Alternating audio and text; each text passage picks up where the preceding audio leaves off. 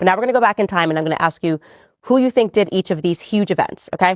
The killing of MLK Jr. That was a CIA operation because they considered him a dangerous communist.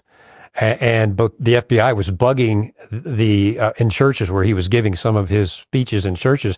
They were bugging the podiums and following him around. He was a top target for elimination. JFK. I think that was a CIA hit, and they may have employed some mafia connections to carry it out because that was their mafia assassination program. Exactly. LBJ was very involved in all that in Dallas. And so he was an evil man. He was an evil man. Okay, what about Pearl Harbor? They knew the attack was coming. They knew where it was going to happen in Pearl Harbor and when. And they told no one, and they let it happen on purpose. That's from the commander of the Pacific Fleet.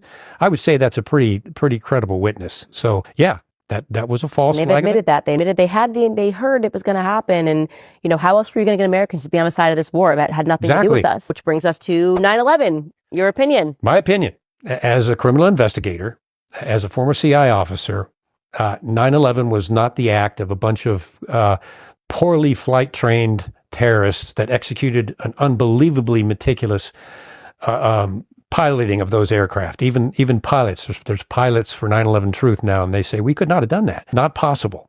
And then we go to the passport issue, and we go to the Tower 7, which was a controlled demolition. Obviously. You talk to any structural engineer, and I have. And the fact, I think George W. Bush blacked out, I think it was 40 pages of the 9/11 report dealing with Saudi Arabia. So wait a minute, this report was supposed to be for the American people on what happened, and you blacked all these pages out? What in the world?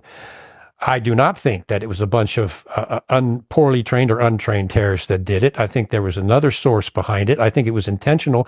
And I'm going just from a criminal investigative perspective, just looking at the evidence, what evidence we have, that was an intentional act. And it would fall right into the MO that you and I are talking about. Horrible event. Because human life does not matter to the shadow government deep state, or especially the CIA. It does not matter. They're pawns on their chessboard.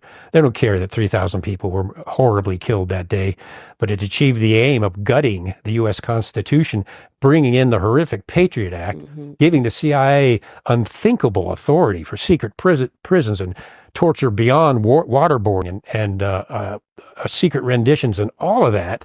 The FBI, the ability to spy on Americans came out of the Patriot Act. So it was the perfect national security state energizer that the Patriot Act was, and 70 of the congressmen and senators that read the Patriot Act didn't even read it. They just signed off on it without even reading the bill. So, yeah, I mean, that's my view.